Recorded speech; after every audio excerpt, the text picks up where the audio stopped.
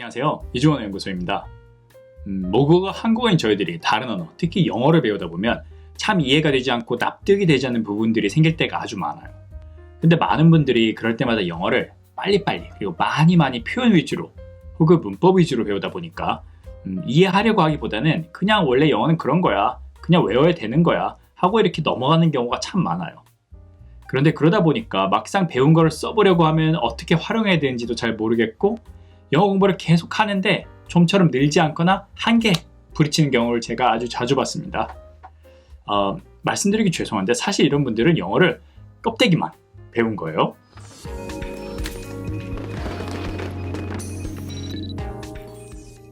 이 너무나도 다른 영어를 우리의 모국어인 한국어의 틀 안에 억지로 끼워서 배우다 보니까 이 정작 영어의 핵심 그리고 본질을 보는 눈을 키울 기회를 놓친 거고, 이제 그러다 보니까 영어 공부를 하면 할수록 영어가 더 어렵게만 느껴지는 거거든요. 그래서 제가 그런 분들을 위해서 영어를 보는 눈 키우기 프로젝트를 준비해 봤습니다. 흔히들 아는 만큼 보인다고 하죠. 앞으로 제가 올릴 영상이 여러분들이 영어란 녀석을 더 쉽게 그리고 올바르게 이해하고 습득하고 더 나아가서 활용하시는 데까지 도움이 됐으면 좋겠습니다. 영어를 보는 눈 키우기 프로젝트, 그중 첫 번째 시간으로 오늘은 두 언어 간의 개념적 차이에 대해서 얘기해 볼까 합니다. 흔히들 개념이 없다고 하잖아요. 네, 이 영어 화자들의 머릿속에는 확실히 있는데 한국어 화자인 우리들한테는 없는 개념들 혹은 완전히 다른 개념들이 생각보다 아주 많습니다. 물론 반대로 한국어에는 있는데 영어 화자들 머릿속에 없는 개념들도 많아요. 문제는 이 많은 영어 학습자들이 그 사실을 모르거나 어렴풋이 알아도 제대로 알아보려고 노력하지 않는다는 거예요. 그러다 보니까 영어와 한국어 단어를 1대1 대응 번역해서 영어를 배우다 보면 한국어로 맞는 단어나 표현이 없거나 막상 썼는데 야 어색해, 상황이 안 맞아 이런 얘기를 듣는 경우가 아주 많습니다. 예를 하나 들어볼게요. 아프다 라는 개념이에요. 자, 이제 제가 두 가지 상황을 예를 들어볼 테니까 이 아프다 라는 단어에 맞는 영어 단어 한번 찾아보세요. 첫 번째 상황입니다. 여러분들이 심하게 감기에 걸렸음에도 불구하고 회사를 갔어요. 그랬더니 직장 동료가 야, 아플 땐 그냥 집에서 좀 쉬어 라고 말했어요. 두 번째 상황, 친구랑 쇼핑을 좀 오래 했어요. 그랬더니 친구가 나 발이 너무 아파서 잠깐 쉬어야 되겠어 라고 말했어요. 한국어로는 두 문장 다 아프다 라고 동일한 단어를 썼죠. 그런데 영어 화자들은 아닙니다. 첫 번째 문장의 경우는 sick이란 단어를 써서 Hey, you'd better get some rest at home when you're sick.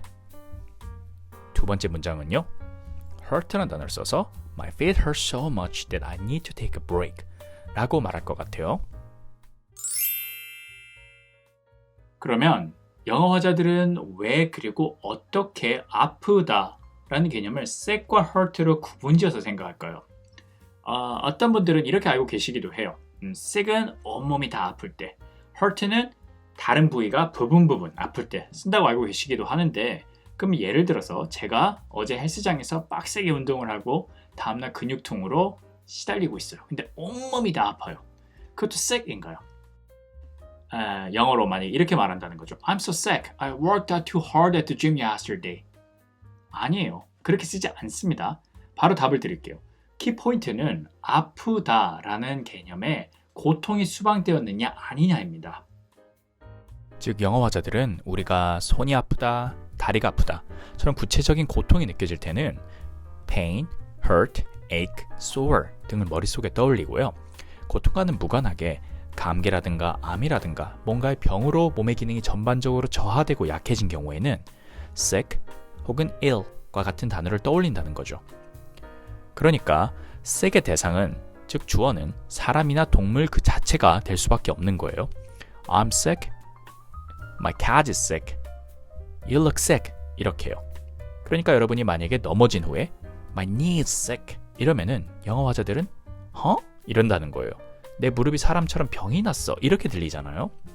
반대로 hurt는 구체적으로 고통을 느끼는 부위 혹은 다시 말씀드리겠지만 나한테 고통을 주는 그 녀석이 주어가 돼서 방금 같은 경우 my knee is sick이 아니고 my knee hurt 라고 하고요. my fingers hurt, my back hurt 처럼 활용하시면 되는 거예요. 참고로 sick과 hurt는 둘 다 한국어와 마찬가지로 정신적으로도 사용 가능하니까 참고하시고요. 다시 말씀드리지만 우리말 한국어에서는 이런 개념을 구분지어서 말하지 않습니다. 우리가 아프다고 하면은 다쳐도 아픈 거고요. 병에 걸려도 아픈 거예요. 자, 증빙 자료 제가 한번 제시해 볼게요. 그리고 이게 반대로 한국어를 배우는 영어화자들한테는 황당할 수도 있는 부분이라는 거죠. 재밌는 표현이 하나 있어요. 우리가 흔히들 아이들한테 하는 말인데 아프지 말고 건강하게 자라라 라고 하죠. 이 말에서 아프다라는 말이 병에 걸리는 걸 말하는 걸까요? 아니면 다치는 걸 말하는 걸까요? 적어도 한국어 원어민인 저한테는 아프지 말라는 게 결국 병에도 걸리지 말고 다쳐서 아프지도 말라는 거니까 결국 둘 다예요. 근데 제가 자꾸 개념 거리는데 이 개념이라는 게 왜 중요하냐면 바로 이 개념이라는 게 확장을 하기 때문입니다. 일단 sick은 말씀드렸듯이 이 어원 자체가 병과 연결이 되어 있어요. 예를 들어서 오늘 아침에 회사에 전화해서 아파서 못 간다고 했어. 전화로 병결을 냈다는 얘기죠. 이 같은 경우는 I called in sick to work this morning. to work은 생략 가능합니다. 혹은 직장 동료가 장기간 병가를 낸 경우에 남자 동료라면 he is on sick leave 등으로 말할 수 있습니다.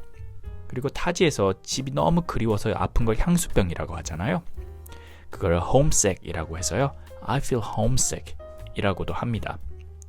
참고로 그냥 아픈 것까지는 아니고 우리 그냥 흔히 컨디션이 안 좋다고 말하잖아요. 근데 우리가 말하는 이 컨디션은 where지 영어가 아닙니다. where란 건 영어가 한국어화된 단어다 보니 본래 의미나 용법이 달라진 경우가 아주 많아요. 그러니까 my condition is bad 이렇게 말씀하시면 완전히 다른 의미로 이해할 확률이 높습니다. 그래서 나 컨디션 안 좋아 이럴 땐 그냥 I'm not feeling well 라고 말할 수 있고요. 그리고 뭔가 감기 같은 병에 걸려 아플 것 같을 때는 I'm coming down with something 그러니까 감기에 걸린 것 같아 라고 말할 땐 I think I'm coming down with the cold 라고도 합니다.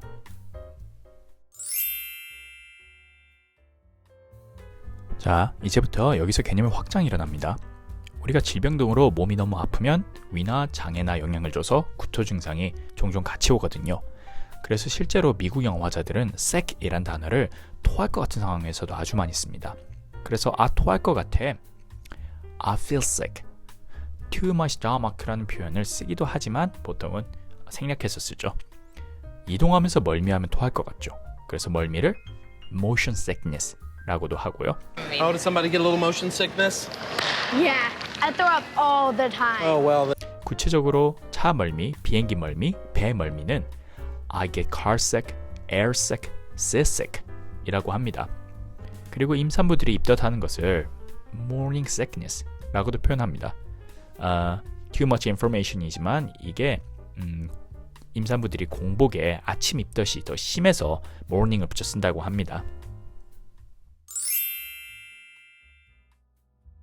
자, 이제 확장 2단계로 넘어갑니다. 그리고 이 sick이 이제 생각만 해도 토가 나올 지경이란 뜻으로 아주 질려버렸다 라고도 많이 써요. 예를 들어서 일주일 내내 햄버거 같은 패스트푸드만 먹었다고 해볼게요. 그러면 햄버거 생각만 해도 아주 질리잖아요. I'm sick of junk food. No more burgers. 맨날 나만 기다려요. 기다리는 거 질리죠? I'm sick of waiting. 혹은 내가 말하는 게 뭔지 서로 알면은 대명사 it을 써서요. 아주 질렸어. I'm sick of it 이라고도 많이 씁니다. Is it the first time? Yes, No. Auntie. I'm sick of the lies. I'm sick of the lies. sick and tired of something 이라고 쓰시는 것도 보신 적 있으실 텐데요. tired까지 쓰시면 그것을 생각만 해도 아주 질려버리고 지쳐버린다 같은 느낌이고요. I'm sick and tired of people not trusting me. I'm sick and tired of people not trusting me. 마찬가지로 생각만 해도 토할 정도로 싫어하는 것을 쓸 수 있습니다. It's a sick joke. 역겨운, 끔찍한 농담이란 뜻입니다. 그런데 잘 쓰이진 않지만 이 sick의 의미가 또 어찌어찌 확장이 되다 보니 슬랭, 즉 비속어로 야 진짜 끝내준다, 죽인다 라는 긍정적 의미로 쓰이기도 합니다. It's pretty sick, that's sick처럼 말이죠. 나쁘다라는 의미를 가진 bad도 마찬가지로 슬랭으로는 끝내준다로 쓰이기도 합니다. 그런데 이게 또 한국어에도 야 죽여준다 등과 같이 부정적인 표현이 긍정적인 의미로 변해서 쓰이는 경우는 종종 있기 때문에 그렇게 한국어 화자들한테 납득하기 어려운 개념의 확장은 아니라고 보고요. 그리고 다시 말씀드리지만 슬랭이기 때문에요. 비속어이기 때문에 우리가 쉽게 쓸 수 있는 표현은 아니라고 봅니다.